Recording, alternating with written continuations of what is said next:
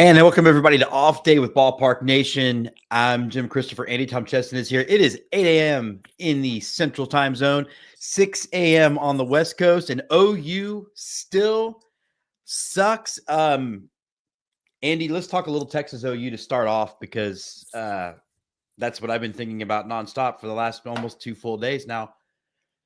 Texas actually dominated OU in that game. It was thoroughly top to bottom.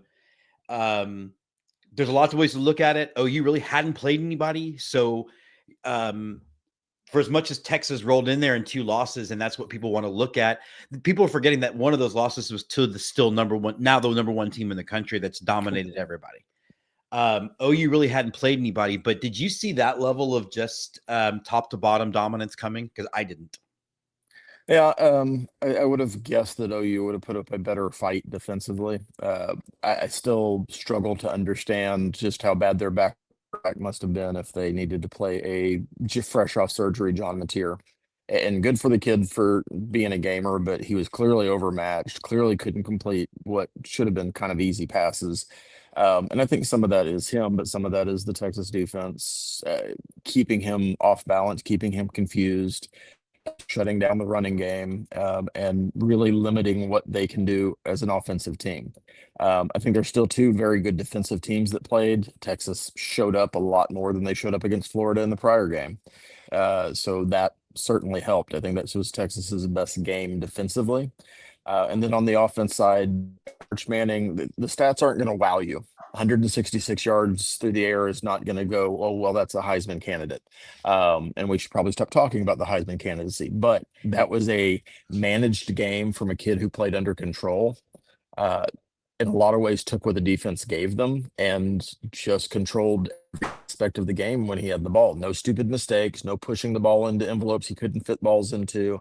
Nothing really seemed off time. And for what I still think is a good OU defense, that was a great performance, a great progression kind of performance for Arch. Yeah, I thought too, especially in that sort of second half drive where I think they ate up about 7 minutes. It reminded me a little bit of that drive Florida had against us in that first game where he actually completed. I mean, they were 4 for 4 on third downs, and 2 of those third downs were plus yardage that Arch made really good throws. So, yeah, I mean, it's actually the kind of performance that if you had gotten that from Arch against Ohio State, you probably win. And if you had gotten that performance against Florida, you definitely win. Which, so on the one hand, I can't help but be frustrated because it seems like there's a. I think Texas hasn't peaked yet, and the peak is still coming. Yeah, and that's the challenge for Sark and his coaching staff is to get the players to play at a consistent level game to game, because this was the team that you saw in Dallas this weekend was not the team that played Florida at home, or excuse me, in the swamp. A couple of weeks ago. They're just not the same. And when you have a young offensive line, especially, you're going to have games really out of sync and really out of sorts. And you'd like to think after more and more games of playing together, they're going to start gelling. And maybe that's what Texas fans got to see this weekend. Also a rivalry game, so guys get their energies up, and that's the other part of maintaining that consistency is, yeah, it's great to beat Oklahoma, and I don't even know who's on your schedule, but let's just pretend it's Mississippi State. You got to get up for Mississippi State too. You got to get up for the Vanderbilts of the world, and you've got to stay at that consistent level. And that's the challenge now for Texas is to, like you say, they need to get to the peak, but once they get close to there, they got to stay at that level every game. Yeah, I mean they have Kentucky next week, then Mississippi State, and then I think Vanderbilt. Texas has 2 games on their schedule. Like if Texas plays to their ability, there are 2 games on their schedule that could trip them up because they could still end up being a 4-loss team, and that's going to be obviously A&M and obviously Georgia. Were you surprised how pedestrian though some of the top ranked I mean, even though they ended up pulling out wins, but like Oregon got smacked around by Indiana. Like it just seemed like it's been a weird couple of weeks where top ranked teams are kind of getting pushed around by, in some cases, unranked teams. It's just been kind of weird, like a little bit more parity almost than we're used to even seeing. You bring up Indiana, and you'd like to think that every season has a fluke team that kind of plays really, really out of their minds. I think Indiana's a really well coached team, and I think they are going to surprise people the rest of the way in the Big Ten race because they're not playing type football where they're just barely winning games. They're physically dominating other teams, and to do that. I always pronounce his name wrong, but we'll just call him Coach Sig. To do that at a school like Indiana, which we're not talking like it's a mediocre football program like Texas Tech has historically been. We're talking about one of the worst D1 programs in the history of football. And to be able to go out there and win games the way they're winning games is really, really impressive. And he's certainly building a program. Of course, now he's being mentioned as a candidate for Penn State, which I think would be silly because they're never going to live up to the expectations at Penn State. He does 5 more years at Indiana at this level. He's a god. I mean, you're talking a statue outside the stadium kind of god.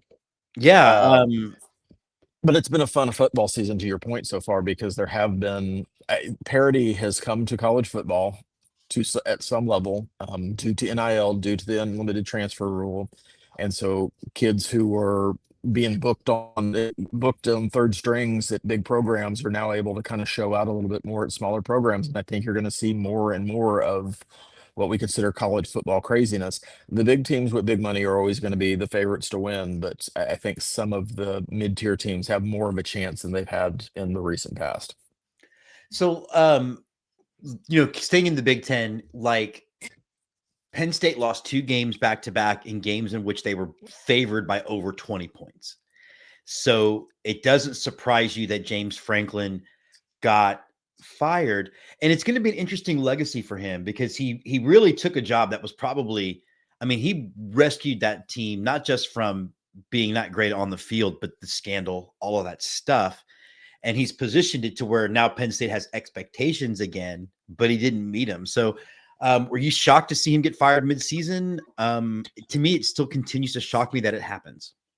Yeah, I don't understand the reasoning for mid-season other than to advertise that's potentially we're the biggest and best job that's going to be open, and we want people to start lining up. Jimmy Saxton, start getting your clients ready to bend us over for a big contract that's never going to be fulfilled, that kind of thing. Because they just gave James Franklin $56 million to go away, and Yeah, I can make fun of that a little bit because my school gave Jimbo Fisher $72 million to go away. So it's yeah. that'll happen. What's an what's another 18 million? Um, I think it was premature because you can make the argument that he hasn't met expectations. You can also make the argument he was a couple plays away from having Penn State in the national championship game a couple years in a row, or the 2 playoff appearances they've had under him.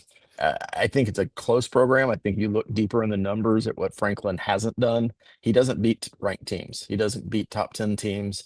And if you're going to play in the SEC, you're going to play in the Big Ten, you're going to have to do that because that's primarily who's going to be on your schedule. And I think that's ultimately the failing. It's not surprising that he was let go. I think it was surprising he's let go after game 6, but I think we're in a different world where programs have to be attractive to coaches. And I think the earlier you can get out there and be open about your job search or your coaching search, the better off you're going to be. So I think we're going to see more of that rather than less of that, which is still going to be concerning for the old heads like us that, you let the coach finish his season because it doesn't really matter at this point, and do stuff behind the scenes. I don't think it's behind the scenes anymore. I think it's all out in Yeah, the open. yeah, no, that's true. All right, let's go talk about Texas A&M because there's a lot to talk about.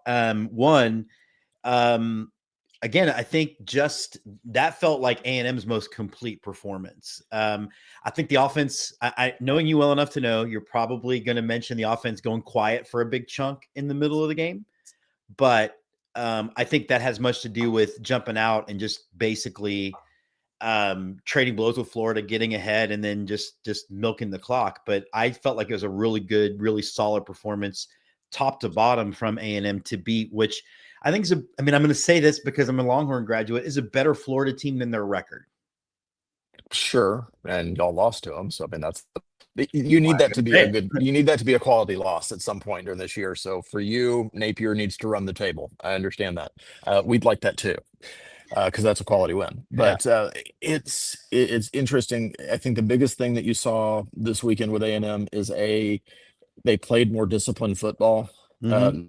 only 3 penalties for 30 yards. And when you're leading the conference in penalty yardage and number of penalties called, that's a big leap. I mean, when you're averaging 9+ a game, it's a big leap to get it cut down to 3 in an important game, which tells me that the coaching's starting to work. It also tells me we probably got a crew of SEC refs that just couldn't be bothered to call anything.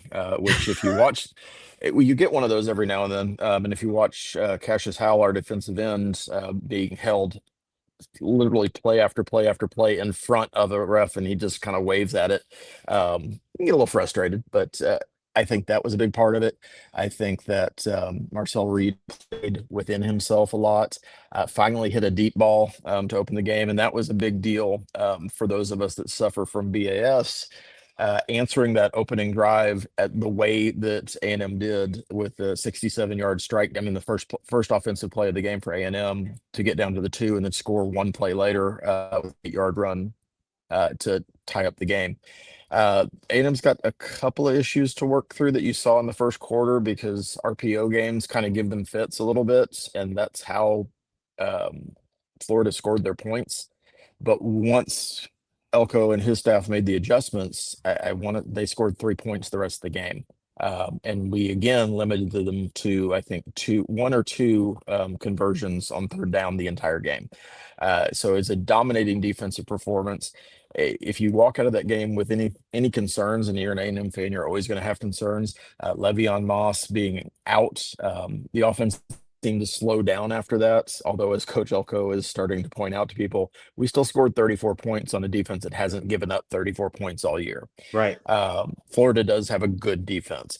So being able to accomplish that, even while losing your best running back midway through the second quarter, it's a big deal.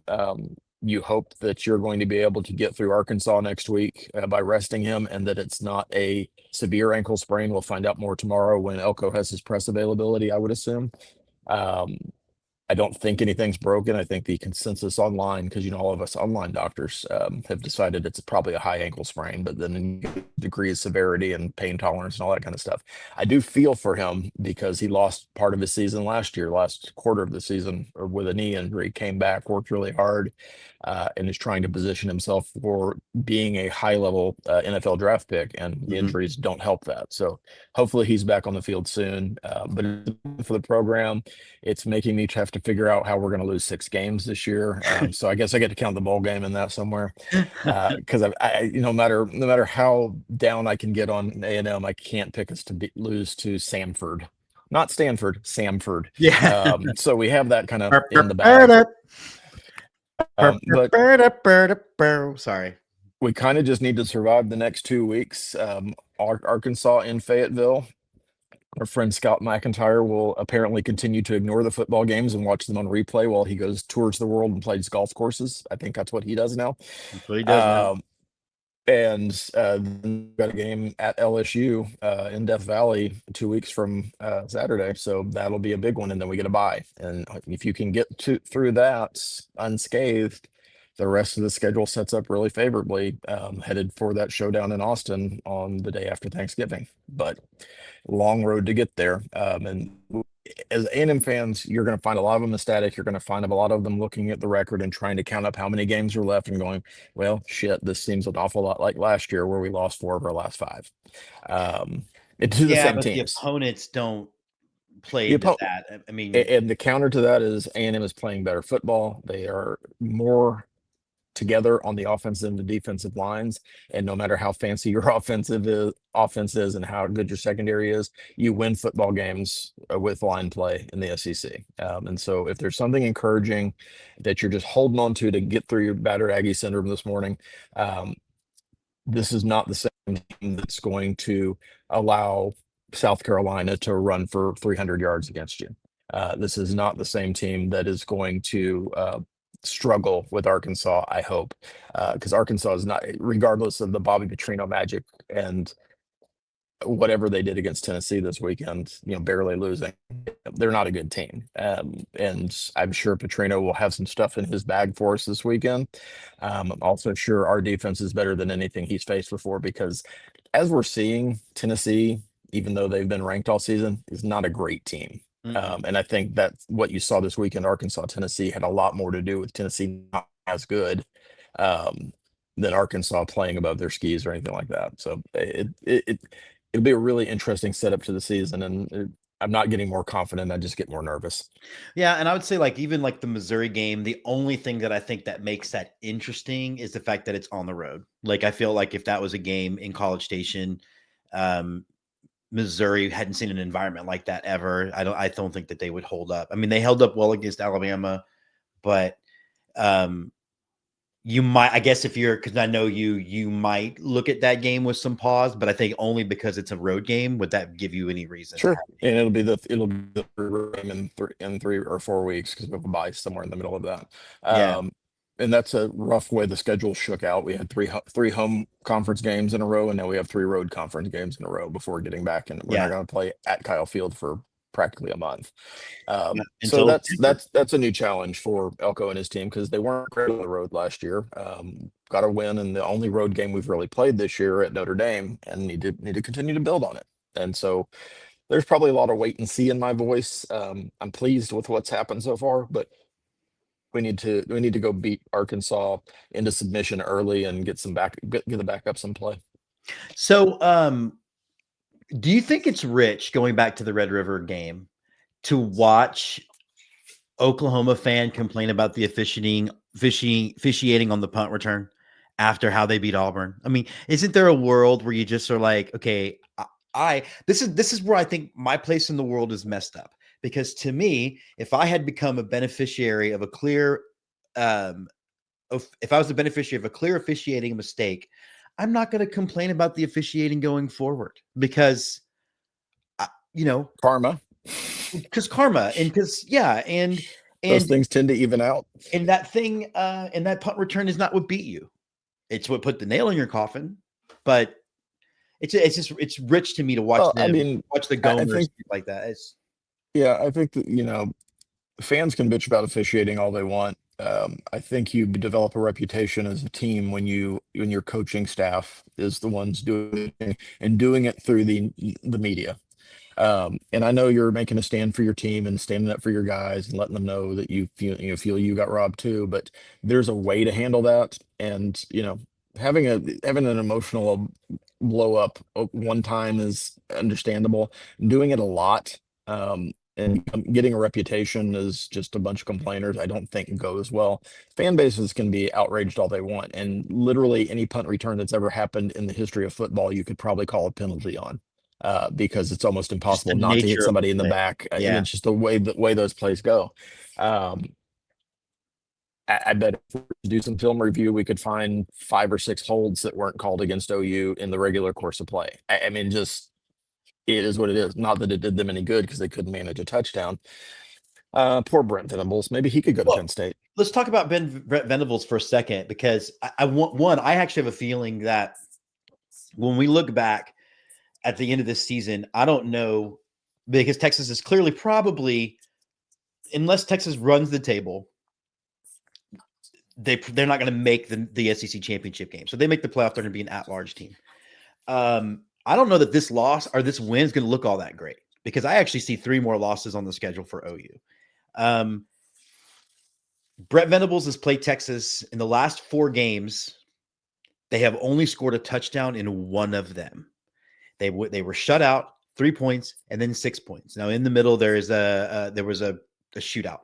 I think the grand total was like 116-40 the last 4 OU games. How long is Mhm. is OU going to keep him as their head coach? How long can you do it if you can't beat your Uh, rival and you get your ass kicked by them? I mean, I think there is. I think that game tells a lot about OU's coaching futures. I don't know that Venables has gone this year because he has the built-in Mateer excuse. Unless, of course, Dabo Slaney decides he doesn't want to be the coach at Clemson anymore, and then Clemson, I think, welcomes him back with open arms, and which would be weird, but I think it would be something to happen because he is as rat-faced a person as he is. He's beloved in that town, so maybe they're an in-law when they get past just the physical appearance of a guy. I think he's also the devil incarnate, but that's a whole different story. Um, It's interesting to me because as proud a program as OU claims to be, they seem to have settled into this pattern of mediocrity that they can't get out of. And a big part of it's your coaching staff. And the OU that we knew before Bob Stoops cycled through some coaches, but they cycled through some coaches because they weren't living up to the standard they thought they had. So you didn't give Gary Gibbs a long time. You didn't give John Blake a long time. You gave Bob Stoops a long time because he won a national championship his second year in the program. Yeah. Uh, but even then, he didn't. Conference championships are great. I don't recall them winning any national championships past that first one. Um, so it's this, and it's early in the morning and my coffee hasn't kicked in. So if I've missed one randomly in there, but I'm pretty sure they haven't.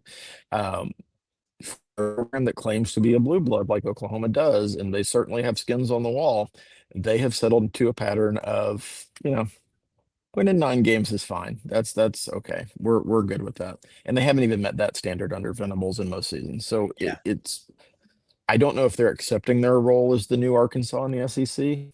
I welcome them to take that role because it's one less school you've got to recruit against in our area. But I think there's going to be interesting times ahead for that program to define what it wants to be and kind of rejigger how it does recruiting. I know they have wealthy alumni because every school has wealthy alumni. I don't think they have the kind of wealthy alumni that Texas has, that A&M has, that Well, Alabama we has. we know they don't because remember Texas had to help them pay their dues to get out of the Big 12 early, Right. But I which mean, when we're talking about the world of college recruiting right now, if you don't have an NIL program that's one of the top 5 NIL programs, you're struggling for scraps a lot of times, and they don't have a program that's at that level right now. And unfortunately for most schools, I think 3 or 4 of those schools sit in the SEC, and the other 1 or 2 sit in the Big Ten, and everybody else is kind of playing yeah. with what's left. The other thing that hurts Oklahoma's OU, not one of those teams right now, the other thing not that one of those hurts programs. the other thing that hurts OU is that like they only really recruit in Texas because there's no the high school football culture in OU is not and Oklahoma is non-existent. So the move to the SEC actually is very detrimental to them because they can't go to mom and say you can go watch your kid play at Texas or Baylor, or all the at Tech. 100%. And so that's the thing that it's why of course Oklahoma State's not going to agree to play you. Like it's the same reason why we didn't want to play A&M when we were not in the same conference. There's no upside for you to do it. Yeah, And I and think with Oklahoma, I keep bringing up Arkansas as a comparator, but Arkansas, when they left the SEC, lost the Dallas recruiting market. It's part of the reason that A&M has played them in Arkansas or in Dallas for the last 12 years. Or 16. We had a break in there for a couple of years. Because Arkansas needs to play games in Texas to recruit Texas. Oklahoma, the same way, needs to play games in Texas to recruit Texas. And when you're now doing 1 a season, maybe 2 in the year where you play A&M and Texas, you don't have, to your point, the ability to sell kids from the Dallas-Fort Worth Metroplex. Hey, come see your kid play against Baylor, against Tech, against U of H. None of that's going to happen for them. And I think it's just going to be a harder sell. Now you can overcome that with money, but they don't have but money as we said, they don't have as much as everybody else. because they're still paying Rhett Bomar. Let's talk a little bit. Let's talk a couple more things. You get A&M. paid in car parts. I don't know. So there were two Texas teams had some special uniforms over the weekend, Tech and A&M. And I'm going to give the advantage to Tech. And let me tell you why. Not going with the cream helmet for A&M's uniform knocked it off for me completely. Jessica and I are watching it going, that's the best uniform we've seen all year. But having cream everywhere other than white, but then the white helmet just completely threw me off. And I only say this knowing you're also a football fashionista. So this is the only sports show where we spend as much time talking uniforms as Well, anything I else. think the problem is to get a cream helmet, you just basically have to leave a white helmet out in the sun for a long time. And, Adidas and Rydell don't have that ability, I think, to turn that around that slowly. Adidas does a really interesting job with trying to photo match things from the era when they do the throwbacks. We've seen it because they did a 1956 throwback and had, the the graphic was made to look like it was sewn on and starting to tear because it was so old and kind of stuff. So they do a good job with the photo matching, and I think that's where the cream pants came from, because of just the nature of having white pants at that time was not something you did, especially in game 7 or 8 of the season. This was Mm. back when you just wash the pant, just get new ones every year. Yeah. Um, so I think they look good. I was especially touched. I saw scrolling through Twitter or Facebook this morning and saw the guys from the 1975 team that they were honoring this weekend did a little group photo, and RC Slocum was up and around this. They were all huddled around him, and most of them had the reproduction jerseys on because I think they were given to them. Oh, that's So fun. they're the new Adidas 12 whatever, which you can buy at Academy. They're $140, and I may have one in my closet, but I'm not sure. But I was tickled because former A&M returner and NFL returner, played for the Oilers for a while, Carl Roaches, showed up in his 1975 jersey from when he was there, which you can make fun of that all you want, but I think it's I love really it. cool that 50 years later, this guy is still holding on to what is basically a sweaty shirt, because it meant that to him, and was very proud to wear it to the game. And that I thought that was pretty neat. Okay, let's talk two stupid internet rumors that are not true. I don't think there is any world where Mike Elko is able to be lured to Penn State. I've seen some of my fellow friends with battered Aggie syndrome going, well, shit, now we're going to lose Mike Elko to Penn State. I don't know that he's a fit, but I just don't know that I don't know that Penn State's a better job. Am I wrong in this sense? Taking a step back, am I wrong in that? I just assume Texas A&M is the second best job in the state. I mean, like, to me, I don't think there's any universe where he leaves. Um, I think part of those rumors come from the fact that A&M has managed to get themselves played by Jimmy Sexton for a number of years with the whole Jimbo, Ross Bjork, almost hiring Mark Stoops thing. The good news for A&M fans is Mike Elko is not a Jimmy Sexton client, despite what AI will tell you if you type in who is Mike Elko's ad agent. It is not Jimmy Sexton. It has never been Jimmy Sexton. So that helps. To your real question, though, I think at best it would be a lateral move. And the only reason he's being attached to it is because, A, some of the media in the Northeast clearly, who are most of those talking voices, clearly think that Penn State is still the program they were in the 70s and 80s, and they're not. Um, and I think the other part of that is he's from New Jersey, which is close enough to wherever Happy Valley, which is in Western Pennsylvania, and that should be it's a match because of where he's from. Um, Yeah, I but tend to planes believe, exist. Sorry. and I tend he doesn't live there now, and he hasn't lived there. I mean, it's not like it would make his commute shorter. Um, No, I think in this day and age, I think most people, if they're being honest, tell you that A&M is a better program and a better job than Penn State. But the media's got to feed what the media's got to feed. I don't think and we do have a history, right, wrong, or indifferent, of throwing out stupid contracts if we think a coach we like is going to leave. So he has that in his back pocket. I just don't think we're going to get played. We have been played with the whole Jimbo thing and Jimmy Sexton pushing clients against clients and making and realizing that A&M has ATM on their helmet. It was a cash machine for him and everyone else. There's a generation who don't know what an ATM is that might be watching I this show, understand. but yeah. Yeah, it's not. It's like Zelda in a box. Yeah, it's like okay, the other thing that like I heard from someone who might know, but I don't want to get into like how I know this person, that the Big Ten is going to be approaching A&M because they want to be in Texas as things get bigger. I don't see a universe where they leave. Is that something? No, I mean, honestly, based on the historical desires of the school, I would say that Texas is more of a target for the Big Ten than We've A&M already is. told them no because we're linked to OU. Right, and there's a million reasons why that wouldn't happen. Uh, where A&M fits in the Big Ten is that they have the research profile, because the Big Ten absolutely pretends that they care about academics. And to that point, they have kept schools out that wanted to be in that didn't Oklahoma. meet that academic profile, Oklahoma being one of those. There was some talk about the tech problem back in the 90s. that Texas was tied to Tech because of the school state legislature, which wasn't a true thing, but that was part of the rumor. Um, and it becomes a really interesting situation. But I don't think there's a world where you need to leave the SEC unless the Big Ten has so much more income from television rights and other media rights that it dwarfs. And I'm not talking about, okay, you make a couple more $1 million. I'm talking about double, triple. Sure. If that situation happens, I think everything's up for grabs, because it is ultimately, as much as we don't want it to be a business, and the more money you have, the easier it is to be successful. Having said all that, I don't think A&M is a candidate. I think it is just media people trying to push um, this idea that, well, the Big Ten wants a school and this is a school, so they're married.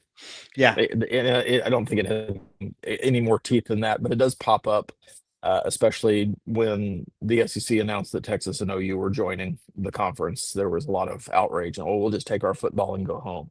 I think we're pretty well married to the SEC at this point. Yeah, it also seems to me that a change of that size is really going to be the bellwether of doing what we thought is going to happen in the first place, which is blowing this whole thing up and redrawing where we have one big super conference. Oh yeah, and I mean, if you bring private equity into your super conference for a share of that revenue, there's going to be strings attached, and I don't think anybody really wants that. As much as I think the whole Cody Campbell Save College Athletics campaign is self-serving, there's a pretty good point buried in there if you can get past my dislike of Cody Campbell, or maybe jealousy. It's probably jealousy of Cody Campbell, because I wish we had one of those guys. Just a guy in his 40s who has Yeah, trillions of dollars that really likes football. Um, is that when you start getting private equity money into your football organization or sports organization, there's going to be cuts, because part of what they do is streamline and make things efficient. sure. That's just their nature. And at some point, you have to explain to somebody why you don't have an equestrian program anymore, because it doesn't make money. And that doesn't seem like a big deal. But now next it's women's soccer. Well, that's not a big deal. Well, then next it's softball, Yeah, because no sport makes money that isn't football, and for some schools, women's and men's basketball. The rest of the sports, if they break even, they're lucky. And, yeah. and that's a small, minuscule percentage of college athletics. I don't think anybody really wants that. I don't think anybody wants the Olympic sports to go away. I don't think anybody wants college baseball or softball to go away. No, Um, I mean, all so those things have add. I mean, swimming and diving would be one of the first ones gone, and that's a big deal 100%. here. Yeah, And that's your, 500 national championships. that's right. Does anybody Um, else even swim? I mean, does y'all just you just show up and win? I think, well, actually, they do, but I think it's just because they're really good. But okay, so real quick, some baseball. Were you shocked to see AJ? So Tarek Skubal Friday night had set a record for the most strikeouts in a playoff game through 6 innings. He wasn't at Mhm. 100 pitches. AJ Hinch pulls him. Mariners promptly score, tie the game. Did that shock you, or had you seen that story before? I mean, Astro fan have seen that story before, so I can't pretend that we haven't. It didn't shock me because of this day and age of 100 pitch limits, and whether they're firm or soft, it's a thing. Um, it's a playoff game. And I know Hinch's thinking was, well, it's a division series. We win this game, and Scooball's going to be ready for his next start with no ill effects. Da da da da da. I think AJ Hinch sometimes forgets that some days there is no tomorrow. And if it were me, and it's hindsight's very easy, I You know, think you leave I Scooball. just Groundhog Day on you, right? Well, there wasn't today. Exactly. I think that if it was me, Scooball would have gone out for the seventh and at least pitched until somebody got on base. Totally. Uh, because that pitcher's park wasn't going to lean. It was dominating, but the park at Seattle T-Mobile doesn't lend itself to cheap home runs anyway. So if the Mariners were going to tie the game up on one swing, it was going to be legit no matter who threw it. So you can't manage to avoid that. I think sometimes we get caught up in modern baseball with the third time the order penalty and all that nonsense. And sometimes you just have to have the gut. And what I liked about Hinch for the most part when he was at Houston is that he did seem to blend the analytics that he was given with feeling. And regardless of what happened in 2019, the vast majority of the time it worked out for Hinch when he was in Houston. He pulled the Sure. right things. He had the team prepared to win games more often than not, and well more often than not. Uh, it didn't work out there. And you combine that weird decision with the collapse that they had losing the division to Cleveland and going into the wild card and adding extra days to their season that they wouldn't have had to play if they had won two more games. 2 more games, yeah. Um, I think it's gonna be a really interesting conversation between him and the ownership and general manager. I guess now they can start having those conversations now because there was a stall in the negotiations for his extension. I don't know that that stall is going to be cleared up, and I wouldn't expect to hear anything for the next, couple of days, weeks, or whatever if they are going to make a move. But uh, it should be interesting times for the Hinches in Detroit because you could argue that that team should have won the division and should be playing game one of their first playoff right now. Um, Yeah. And then Toronto, I mean, it's just shocking to me. So Toronto gets a team, and I mean, like the M's aren't out of the woods yet because now Logan Gilbert's going to start tonight after pitching 3 innings of relief on Friday. So, mhm. uh, what that's it was it 2 days rest, 3 days rest, something like that. But it's felt like Toronto needed to get yesterday's game to felt like they had a shot to win the pennant, and their offense went cold at the wrong time. Hey, props to Bryce Miller. He performed better than he has all season in every playoff must-win game, more or less. So good for him. You win game one. Um, I think the the Mariners have really good pitching. They've had really good pitching for a number of years. I don't agree with some of the people that I follow on the socials that the Mariners lineup is just this fantastic collection of offensive players. They've got a couple of guys you can work around, and then a couple of guys you hope don't get lucky. Uh, if Polanco beats you every game, then you tip your hat to Polanco. Or sometimes maybe you just stop pitching to him if you can't figure out he's hot right now. Maybe stop Yeah. throwing the ball to him, which is another thing Hinch never seemed to be able to figure out. It's a hot batter, why throw to him? Just Yeah. unintentional, intentional walk kind of thing. Sure. Um, You can pitch around a guy. yeah, but I think with Toronto, you ran into a good pitching performance for Bryce Miller, but you also have a team that literally has never been there other than George Springer. And so I think you get taken advantage of a little bit. I expect to see Toronto much more settled down tonight. With a much better offensive performance. It'd be hard to have a worse offensive performance, so I don't think I'm Mhm. breaking new earth here, but I think it's going to be really interesting to see how they respond because I expect uh, you're not going to hold Vladdy down for 2 games the way he was held down.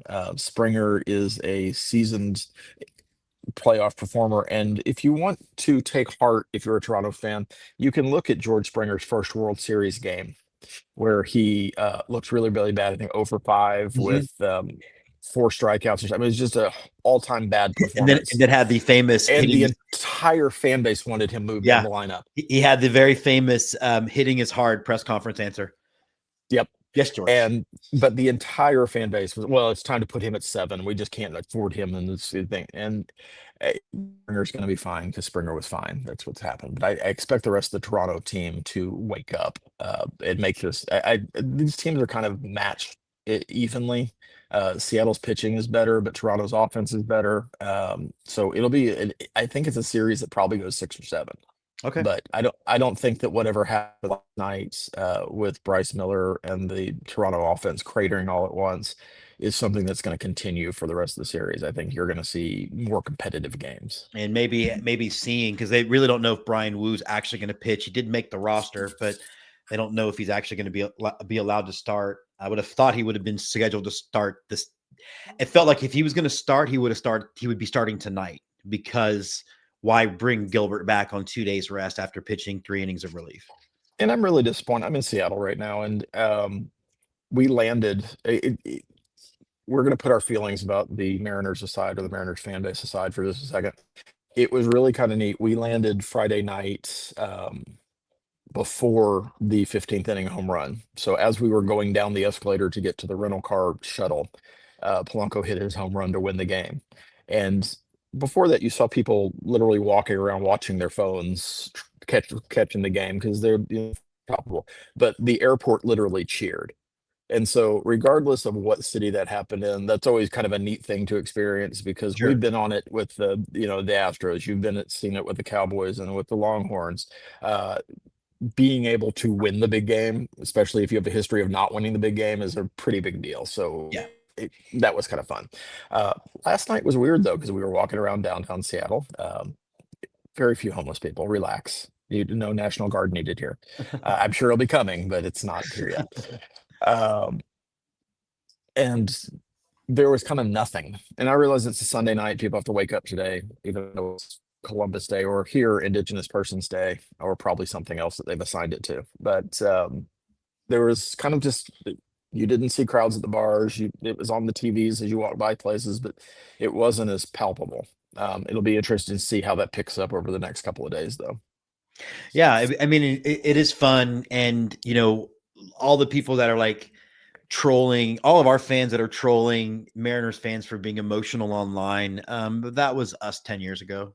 So, Well, and I internet trolling is part of our culture now, so just sit back and do it. I don't have any animus against the Mariners or the Mariners players. I think they're mostly probably a collection of good guys. And for Mariners fans, if you actually watch your team when they play the Astros, they talk to Jose Altuve, they pal around with him, they shake his hand, they give him hugs when they get J-Rod hugs Jose Altuve every game, because the hatred you've built up for the franchise sitting in Houston is a real hatred. It's just performative assholeness. And yeah. that's why it's hard to root for you. And that's why it's hard to root for you beyond the fact that one guy beyond the fact that it was the worst in-game experience I've ever had at a major league stadium. Hey, before we go, I know You just need more THC and garlic fries. That's the secret to T-Mobile Park. is that what it Just is? get Okay. out of your mind and eat garlic fries, and you don't have to care. I will. Yeah, it was one of these days. We'll talk about everything that went down there. It's a whole show. But I remember, Andy, where I was. I was standing in line at St. Pius X at lunchtime when I found out that John Candy died. And I remember that being the very first celebrity that died, being emotionally moved by it for me. Like, wow, the world sucks a little bit more now. I have not seen the documentary yet. I'm not brave enough to watch it. I guess I'll watch that when I watch the Superman Christopher Reeve doc, which I still haven't seen for the same reason. How was the I Like Me documentary? Um, so without giving it, because it's there's no spoilers. The film opens with Dan Aykroyd's eulogy. Well, it actually opens with Bill Murray being Bill Murray, which is fine because he's sitting there struggling trying to come up with something bad to say about John Candy, and it takes him like 7 minutes to get sometimes he steps on other people's lines. But the film opens with Dan Aykroyd's the voiceover of his actual eulogy at the funeral, because they were friends way back even before Second City TV and all of that. And then it closes with I believe it was his daughter, and I'm struggling to remember right now, um, listing off and just a montage of flips. And if you have any recollection of John Candy as a performer and he meant something to you, it's going to affect you emotionally. If you had a father, it's going to affect you emotionally. So it hits on a lot of levels. The middle of it's a retrospective. And, Candy, like everybody else, like all of us, was dealing with his own particular demons. And his demons were more on the physical side, but they were all driven on this idea of needing to belong and not fitting in and feeling other. And there's some universal themes in there about um, either being able to manage and challenge that feeling into something creative, or what happens when you can't do it anymore. And so it hits on a number of levels. It's a really good watch. It's 2 hours. I would fully recommend doing it on a plane or somewhere where you can put your phone somewhere else and not get distracted, because you're going to get engulfed in it. And if you're unfortunately like me in 2025, if you have this thing and you're trying to watch a movie, it's very difficult to do both. Yes. And so you miss things. And this is something that I would recommend not missing part of. My 'Cause big question it's really, for you, really well done. my big question for you, because obviously they can't interview him. But John Hughes famously basically quit Hollywood after he died because he felt like Hollywood is what killed John Candy. Did they reflect at all on that at all in the documentary and his Yeah, relationship with John I Hughes? would say probably about half an hour to 45 minutes were on his relationship between Hughes and Candy. One of the really interesting things that most of us don't realize is that Macaulay Culkin was one of the people who was interviewed for the documentary. That's not what you didn't realize. What you didn't realize is that if you ask anybody who you would associate with John Hughes movies, somebody might say Macaulay Culkin or somebody might say Molly Ringwald. They both did 3 films with John Hughes. John Candy was 9 John Hughes movies. Yeah, they were very close. Uncle Buck was written specifically for him. Yeah. Um, and they vacationed together. They had a farm that they shared time on in Canada.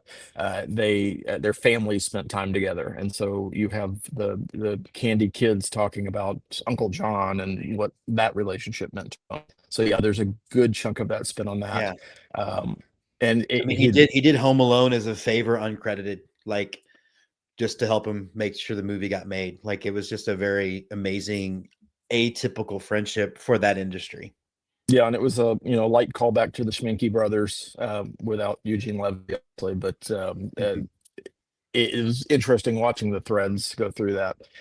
You also learned that John Candy did not have a kneecap Oh, on one leg, and that's why he wasn't a football player, because that was his first love, was being a football player. That injury led him to go find other outlets. I'm very much looking forward to it. All right. Well, I guess that does wrap us up. I know, Andy, you got breakfast coming soon. Yeah, Yeah. this might be breakfast. Might be breakfast. All right. Well, enjoy the rest of your trip, and we'll be back on, I think, Friday, but we'll let you guys know. Thanks for watching live. Thanks for watching a little bit later on. And my new book's out tomorrow, but follow me on social media for that. For Andy, I'm Jim. This has been Off Day with Ballpark Nation.